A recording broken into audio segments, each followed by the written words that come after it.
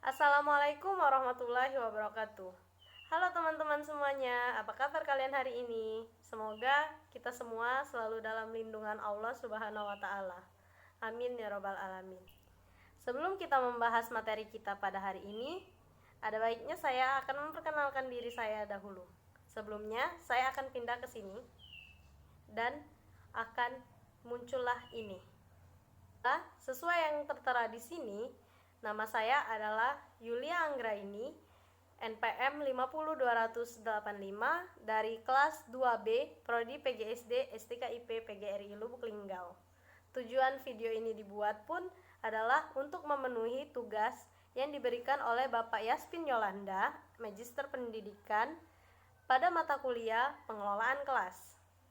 Di sini saya akan menjelaskan dua materi. Yang pertama yaitu prinsip-prinsip disiplin kelas, dan yang kedua adalah tahapan-tahapan dalam penanggulangan pelanggaran disiplin kelas yang meliputi poin-poin di samping ini. Baiklah, langsung saja kita ke materi yang pertama, yaitu prinsip-prinsip disiplin kelas. Poin yang A, pengertian disiplin kelas. Disiplin pada hakikatnya adalah pernyataan sikap mental dari individu maupun masyarakat yang mencerminkan rasa ketaatan, kepatuhan, dan didukung oleh kesadaran untuk menunaikan tugas dan kewajiban dalam rangka pencapaian tujuan. Dengan disiplin yang dimaksudkan sebagai upaya untuk mengatur perilaku anak dalam mencapai tujuan pendidikan. Karena ada perilaku yang harus dicegah atau dilarang, dan sebaliknya harus dilakukan atau dilaksanakan. Poin B, nilai-nilai penuntut sikap disiplin.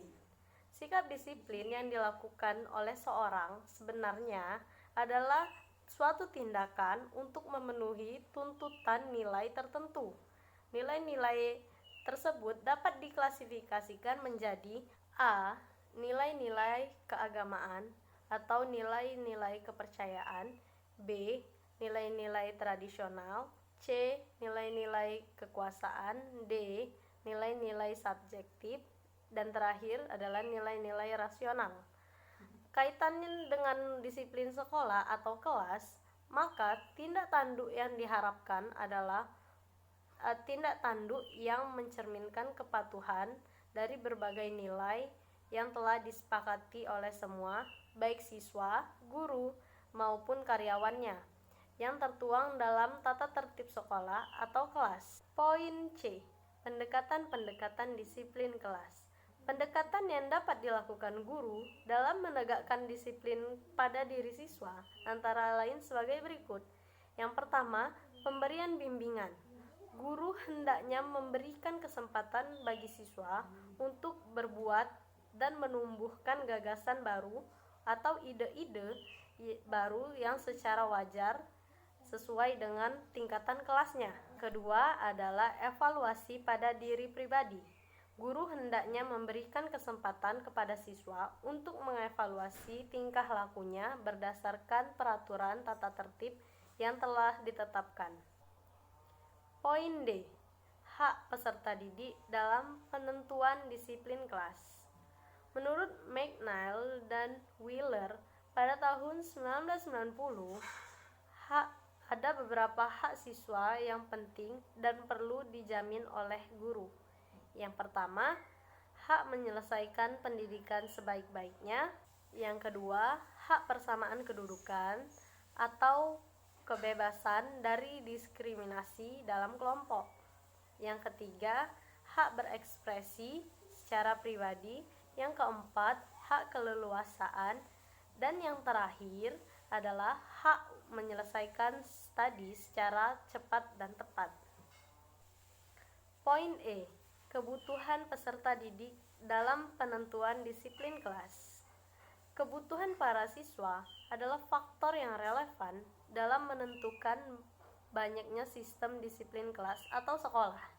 Satu contoh adalah hak dan kebutuhan tertentu dari siswa cacat dan siswa yang perlu mendapat perhatian khusus. Misalnya, anak cacat tidak dapat dikeluarkan dari sekolah kecuali jika Dewan Pertimbangan Kualifikasi Profesional menentukan hal lain.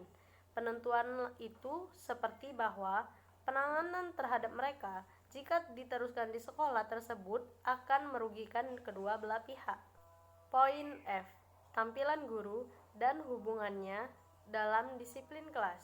Keberadaan guru di kelas tidak hanya bertugas menyampaikan kurikulum atau materi yang akan direncanakan kepada siswa, tetapi kondisi personal disiplin guru itu sendiri di kelas perlu ditampilkan.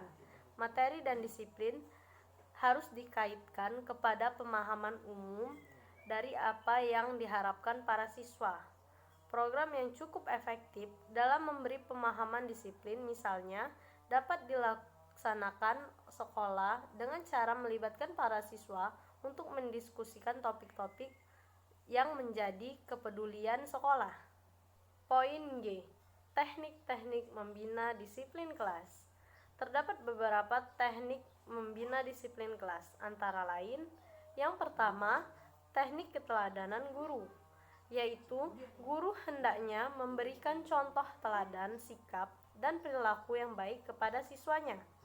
Yang kedua, teknik bimbingan guru, yaitu diharapkan guru senantiasa memberikan bimbingan dan penyuluhan untuk meningkatkan kedisiplinan para siswanya. Yang ketiga, teknik pengawasan bersama, yaitu dalam disiplin kelas yang baik mengandung pula kesadaran akan tujuan bersama. Guru dan siswa menerimanya sebagai pengendali sehingga situasi kelas menjadi lebih tertib dan nyaman. Poin H.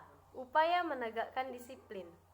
Upaya menegakkan disiplin di dalam kelas dapat dilakukan dengan meminta dukungan kepada pihak terkait, misalnya dari pihak guru, siswa, dan orang tua. Pihak-pihak tersebut selayaknya diajak bekerja sama dengan baik dan harmonis, serta ikut bertanggung jawab dalam menciptakan disiplin siswa.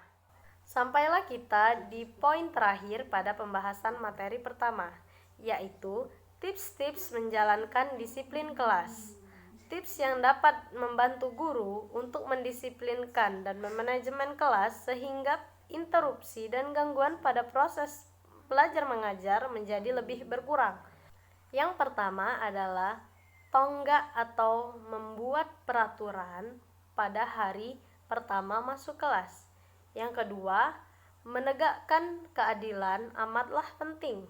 Yang ketiga, tangani gangguan sesegera mungkin. Yang keempat, hindari konfrontasi di hadapan siswa. Yang kelima, hentikan gangguan dengan sedikit rumor. Yang keenam, beri kepercayaan kepada siswa. Yang ketujuh, rencanakan pembelajaran dengan matang. Yang terakhir, selalu konsisten. Jadi, seorang guru itu harus konsisten. Materi kedua, tahapan dan penanggulangan pelanggaran disiplin. Memelihara disiplin adalah suatu proses. Karena ia proses, maka memelihara disiplin akan terdiri serangkaian tahapan-tahapan yang harus diperhatikan oleh para penegak disiplin. Tahapan-tahapan yang dimaksud adalah sebagai berikut. Yang pertama, pencegahan. Hal-hal yang perlu diperhatikan dalam tahapan ini adalah menciptakan suasana kelas, ketepatan perencanaan, dan instruksional. Yang kedua, pemeliharaan. Pemeliharaan perilaku pada umumnya harus sejalan dengan pedoman yang telah ditetapkan agar peserta didik tetap dapat menjalankan tugas-tugasnya. Yang ketiga, campur tangan atau intervensi. Campur tangan atau usaha guru untuk memberhentikan perilaku tidak pantas dari peserta didik diperlukan apabila teknik-teknik yang diterapkan dalam fase pencegahan dan pemeliharaan tidak berhasil. Hal itu semua harus dilakukan dengan tenang dan tidak emosional. Yang keempat, pengaturan perilaku.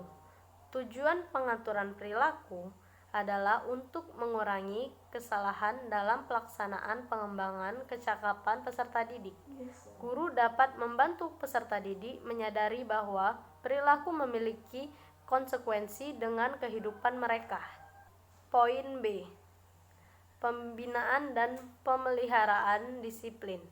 Sesuai dengan karakteristik anak sekolah dasar yang masih suka meniru, maka salah satu yang dianggap ampuh untuk membina disiplin kelas adalah yang pertama, pemberian contoh perilaku disiplin dari guru.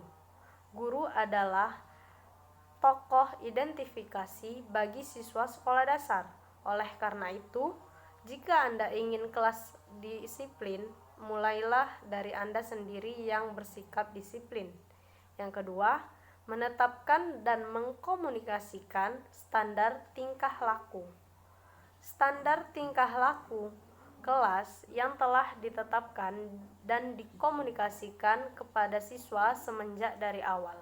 Untuk membina disiplin kelas, standar perilaku perlu ditetapkan dan dikomunikasikan kepada siswa untuk mengembangkan standar tingkah laku yang akan diberlakukan supaya lebih diterima dan diikuti oleh siswa.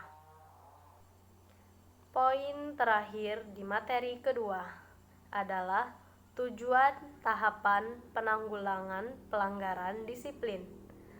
Tujuan dari tahapan penanggulangan pelanggaran disiplin antara lain: yang pertama, menjelaskan tahapan-tahapan cara memelihara disiplin kelas. Yang kedua, menjelaskan langkah-langkah menumbuhkan kesan positif pada pertemuan awal di kelas. Yang ketiga, menjelaskan alasan-alasan diterapkannya campur tangan atau intervensi dari guru. Yang keempat, mengemukakan kemungkinan jenis-jenis gangguan disiplin yang muncul di kelas. Yang kelima, menjelaskan cara-cara penanggulangan disiplin kelas berdasarkan jenis gangguan kelas yang muncul. Yang keenam, menyebut berbagai alat yang dapat digunakan pada saat pengenalan siswa. Yang ketujuh, menjelaskan tahap-tahap pemeliharaan disiplin pada saat mengingatkan peraturan dan konsekuensinya. Yang kedelapan, menyimpulkan bahwa pelaksanaan konsekuensi atas pelanggaran tata tertib bukan dimaksud sebagai hukuman. Yang kesembilan, mengikhtisarkan langkah-langkah yang harus dilakukan pada tindakan penyembuhan. Yang terakhir, menyimpulkan bahwa sajian yang menarik, penampilan yang menarik, ketepatan penanganan dapat mencegah disiplin kelas.